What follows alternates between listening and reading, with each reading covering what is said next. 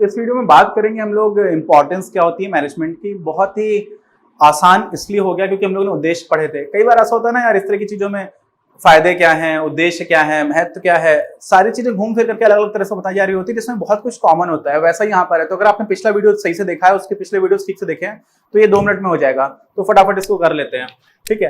पहला महत्व तो यही है कि सामूहिक लक्ष्यों को प्राप्त करने में सहायक है। सामूहिक लक्ष्य क्यों? क्योंकि एक संगठन है, बहुत सारे लोग हैं, सारे लोग मिलकर के कोई उद्देश्य की प्राप्ति के लिए काम कर रहे थे और उसी में प्रबंध सहायता कर रहा था। तो ये आपका पहला महत्व हो गया, इसलिए महत्वपूर्ण है, सीधी सी बात। दूसरा, क्षमता वृद्धि में सहायक क्यों होती है? क्योंकि क्षमता वृद्धि का मतलब क्या होता है कि आप कम से कम लागत पर अधिक से अधिक उत्पादन कर पाओ। तो संगठन में इस चीज का जो कॉस्ट बेनिफिट एनालिसिस हो रहा होता है कि कितना लागत पर कितना लाभ मिलेगा, ये कौन कर रहा होता है? मेनली प्रबंध कर रहा होता है। तो इसमें भी ये सहायक हो जाता है, ये इसका महत्व हो गया। उद्देश्य भी यही था, देखिए दोनों चीजें उद्देश्य भी वही थी, है ना। इसलिए बहुत सारी चीजें आप एक बार पढ़ लेते हो ना, आप उनको कई जगह पर अलग अलग तरह से लिख सकते हो, तो वो घुमा फिरा करके बस बताई जा रही होती है, हम उसको अलग दृष्टिकोण से देख रहे होते हैं।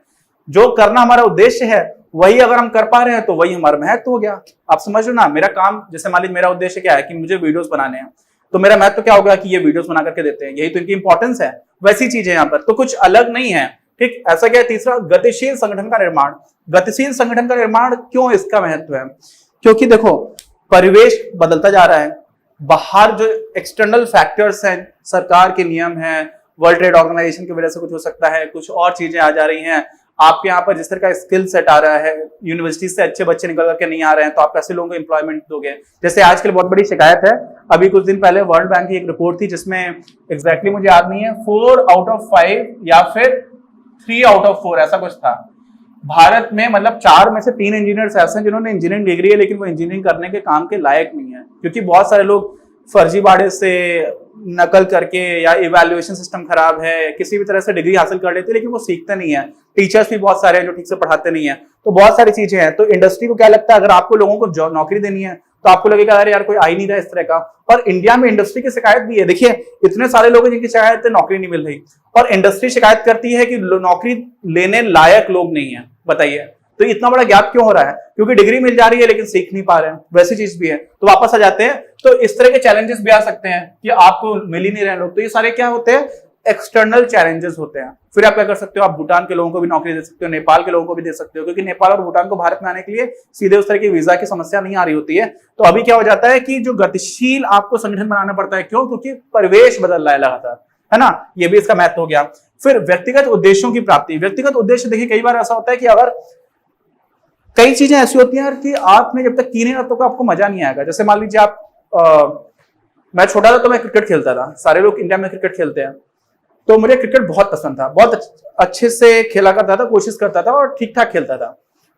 लेकिन फिर मैं सैनिक स्कूल गया, और जब सैनिक स्कूल गया तो मैंने फुटबॉल खेलना स्टार्ट किया। तो मुझे लगा कि यार फुटबॉल तो बहुत अच्छा है, मतलब ऐसा नहीं कि क्रिकेट खराब है, लेकिन फुटबॉल तो बहुत अच्छा है। जब तक आपने वो चीज की नहीं तब तक आपको पता ही नहीं चला कि ये चीज उससे ज्यादा अच्छी हो सकती है, ठीक है। तो आपके लिए सबसे अच्छा क्या है? जो चीज आपको आज सबसे अच्छी लगती है, हो सकता है उससे ज्यादा अच्छी लगने वाली चीजें हैं जो आपको ज्यादा अच्छी लगेंगी, लेकिन वो तब लगेंगी जब आप उनको ट्राई करोगे। तो बहुत सारी चीजें आपको करते रहना चाहिए। तो होता क्या है कि जब आप संगठन में काम कर रहे होते हो ना, तो आपको टीम भावना की जरूरत होती है, टीम में साथ करके काम करना है। और कई बार वहां पर आपको लीडरशिप का स्कोप भी मिलता है कि आपके साथ में 3-4 लोग काम कर रहे हैं, आप उनको डायरेक्शन दे रहे हो। तो कई सारी चीजें होती है जो आपका व्यक्तिगत विकास भी कर रही होती है, आपको सिखा पा रही होती है कि चीजों को मैनेज कैसे किया जाता है। और वो सारी चीजें भी आपको एक अलग तरह का जो सेटिस्फेक्शन है, संतुष्टि है, वो दे रहे होते हैं, है ना। समन्वय होता है, कोऑर्डिनेशन हो जाता है। सामूहिक सफलता के लिए आपको समझ आ रहा होता है कि मेरी टीम की रिस्पॉन्सिबिलिटी है।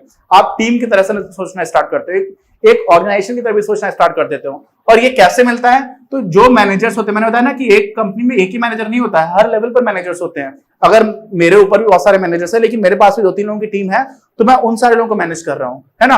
तो मेरे पास क्या उदाहरण होता है कि आप लोगों को मोटिवेट करके रखो, तो उसको बोलते हैं अभिप्रेरणा।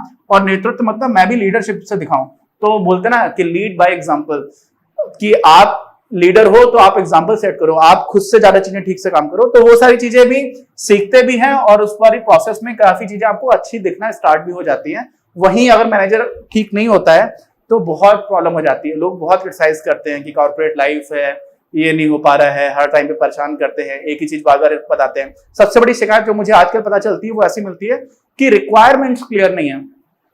मतलब मैं आपसे बोल रहा हूं कि सामान यहां से उठाकर के यहां पे रख दीजिए, आपने उठाकर के यहां पे रख दिया, उसका बोलूंगा यहां नहीं रखना था, यहां पे रखना था, तो आपको कितनी गुस्सा आएगी।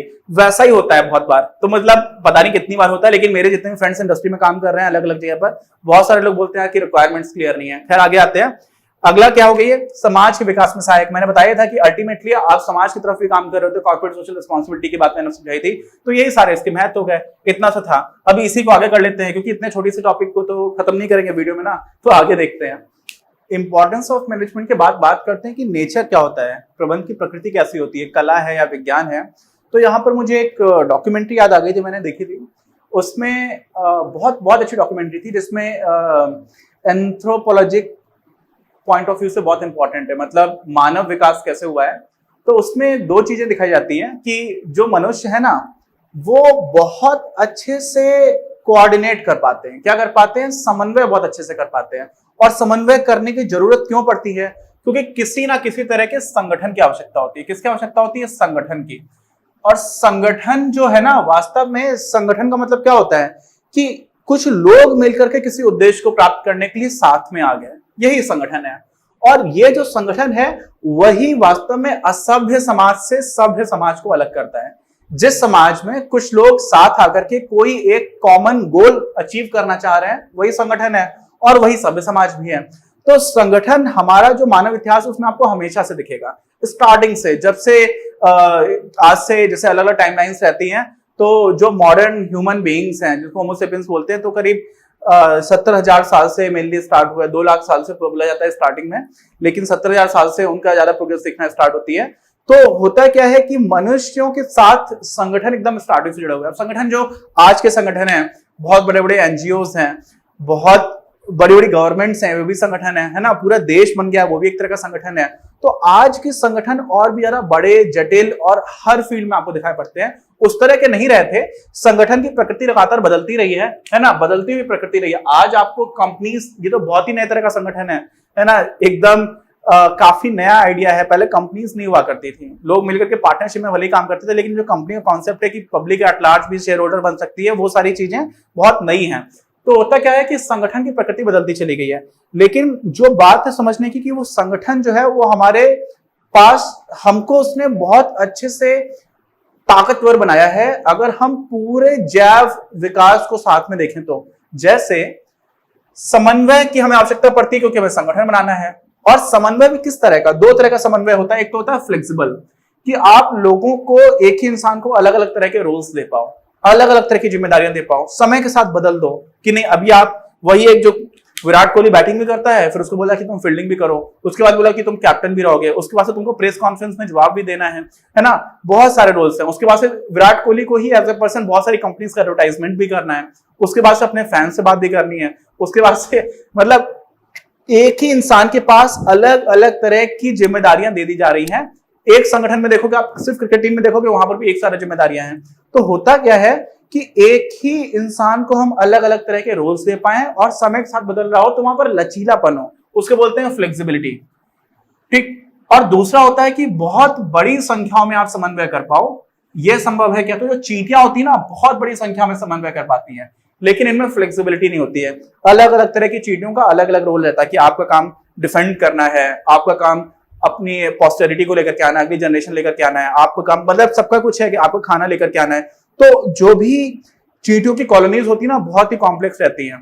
तो उनमें क्या रहता है, समन्वय हो रहा होता है, कोऑर्डिनेशन हो रहा होता है, लेकिन फ्लेक्सिबल नहीं होता है। चिंपैंजी ऐसे एक प्रजाति है जिसमें फ्लेक्सिबिलिटी होती है, अलग अलग लोगों को अलग अलग रोल भी दिया जा सकता है, लेकिन बहुत बड़ी संख्याओं में नहीं कर पाते हैं। मनुष्य ऐसे लोग हैं जो बहुत बड़ी संख्याओं में फ्लेक्सिबिलिटी के साथ कोऑर्डिनेट कर पाते हैं।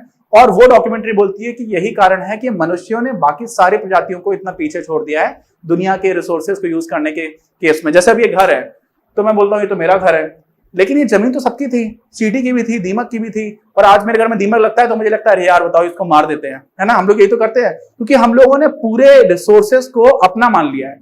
ठीक है, वो सही है नहीं है वो अलग इश्यू हो जाएगा, लेकिन आप समझिए कि एक प्रजाति की तरह ताकतवर तो इतने ज्यादा हो गए हैं, तो उसमें कोऑर्डिनेशन की इतनी बड़ी रोल आता है। और जहां पर हम कोऑर्डिनेशन की बात करते हैं, वहीं पर जो प्रबंध है वो उसी में छिपा हुआ है। संगठन में अगर आपको समन्वय बनाना है और समन्वय बनाने की जरूरत होगी तभी वो संगठन चल पाएगा, तो प्रबंध उसमें इनहेरेंट है, कुछ अलग से लाने की जरूरत नहीं है। लेकिन हम लोगों ने बात की कि अलग अलग तरह का प्रकृति बदलती जा रही है संगठन की, तो बदलती हुई प्रकृति के साथ क्या होता है कि हमें अलग अलग तरह के प्रबंधन की आवश्यकता होती है। हम प्रबंधन को अलग अलग तरह से समझना स्टार्ट करते हैं। ठीक है, एक चीज होती है, इंग्लिश में बोला था कोनोटेशन। कोनोटेशन समझते हैं? कोनोटेशन होता है जैसे कोई शब्द है उसका अर्थ किस तरह से लिया जा रहा है। तो अभी जो मैनेजमेंट का हम लोग अर्थ लेते हैं बहुत ज्यादा डाइवर्स, बहुत ज्यादा विविधतापूर्ण क्षेत्रों के लिए लिया जाता है। किस चीज का मैनेजमेंट है ना, तो प्रबंध जो है वो बहुत ही इतना विशाल, इतने सारे सेक्टर्स में अलग अलग तरह से हो गया है और लगातार बदलता जा रहा है। तो हो क्या रहा है कि एक गतिशील विषय के रूप में डेवलप हुआ है।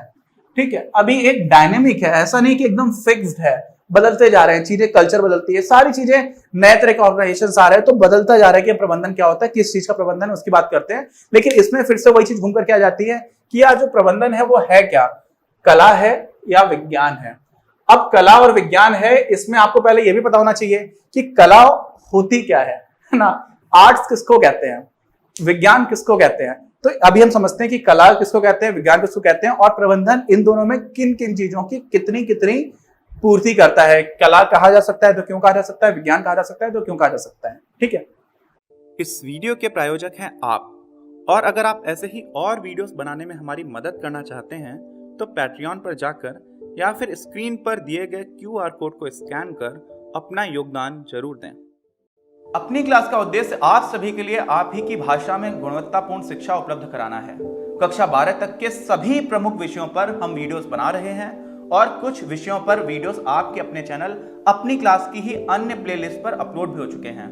ज्ञान के प्रकाश से देश को सशक्त बनाने के हमारे इस प्रयास में इस चैनल को सब्सक्राइब करके और लोगों के साथ शेयर करके अपना बहुमूल्य योगदान जरूर दें। पढ़ेगा इंडिया तो बढ़ेगा इंडिया।